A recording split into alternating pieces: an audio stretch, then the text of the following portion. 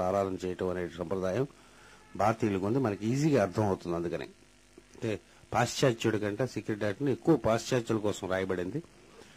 మనం ఇప్పుడు ఈ రోజుల్లో పాశ్చాత్యుల్లాగే ఉన్నాం కాబట్టి మనకు కూడా చెందుతుంది. ఇప్పుడు అంటే ఇన్ డెప్త్ మనకు కూడా ఈ రిచువల్స్ వాటి గురించి తెలియదు కాబట్టి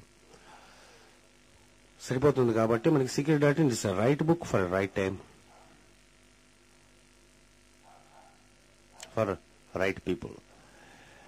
అంచేత ఇది ఎవడు రైట్ పీపుల్, ఎవడు విందాం అనుకుంటాడో వాడే రైట్ పీపుల్ అన్నాడు. కలిసి సాధన కొన్నాళ్ళు చేసేటటువంటి వాళ్ళు గుంపుగా మాత్రం చేరితే ఎక్కువగా ఫలిస్తుంది, అర్థమవుతుందని కూడా చెప్పాడు.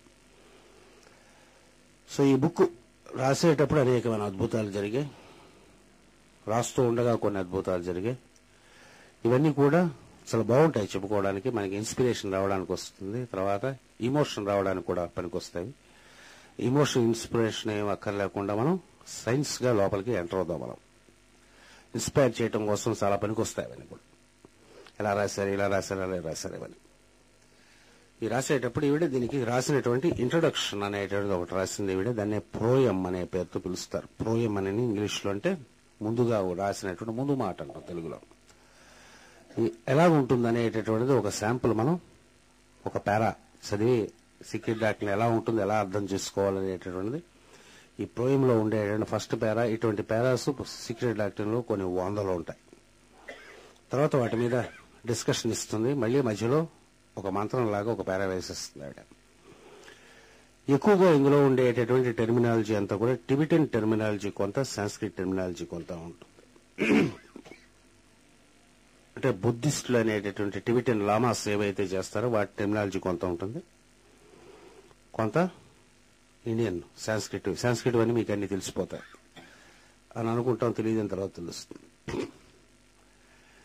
దీనిని చాలా వరకు ఆంధ్ర జాతికి దగ్గరగా తీసుకురావడానికి చేసినటువంటి ప్రయత్నమే మాస్టర్ గారు రాసినటువంటి భాగవత రహస్య ప్రకాశం.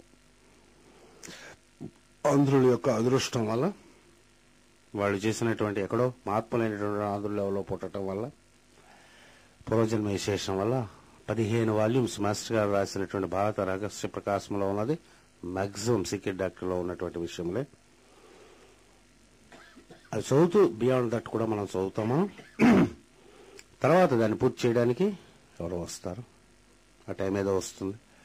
మళ్ళీ రాసేటటువంటి వాళ్ళు, దాన్ని కంప్లీట్ చేసేటటువంటి వాళ్ళు ఎవరో వస్తారు. దానికి కాలము, వ్యక్తి, ఇవన్నీ మొత్తం కలిసి రావాలి. దానికి ముందు మనం ఇప్పుడు కింద ఇది ప్రోయం అనేటటువంటిది ఆవిడది మొట్టమొదటి రాసినటువంటిది. చదువుదా ఎలా ఉంటుందని అనేటువంటిది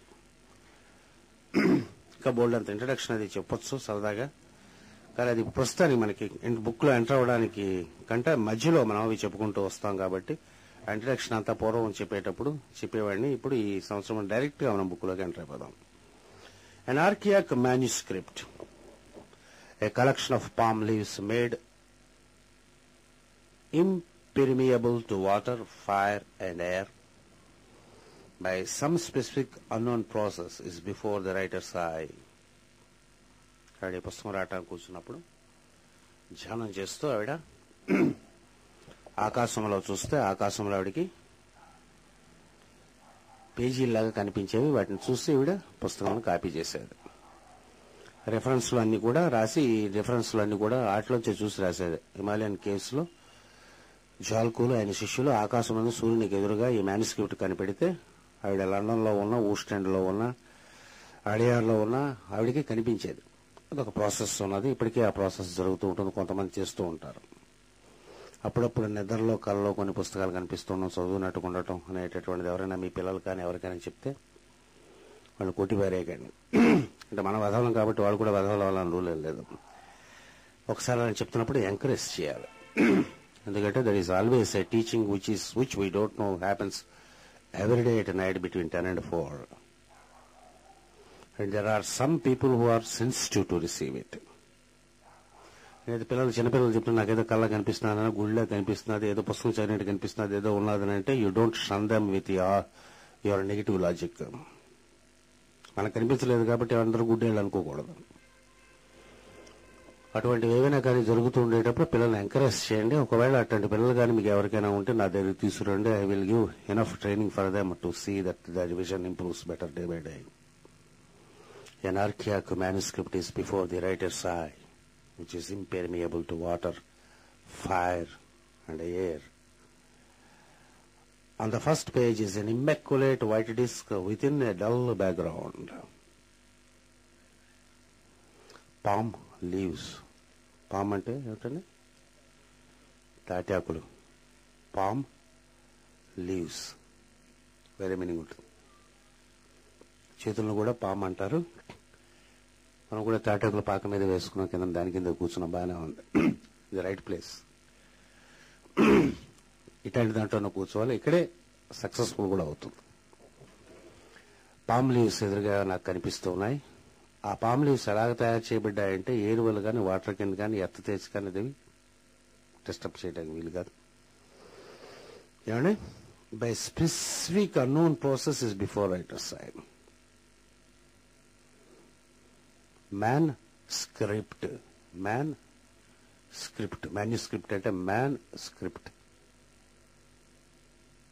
మనిషి యొక్క దేహం మీద 2 కాళ్ళు అనేటటువంటి ఆర్చ్ మీద పైన దేహం మీద సమస్తమైనటువంటి రహస్యములు వ్రాయబడి ఉంటాయి చూసేటటువంటి వాడికి. చేతుల్లో సమస్త రహస్యములు ఉంటాయి.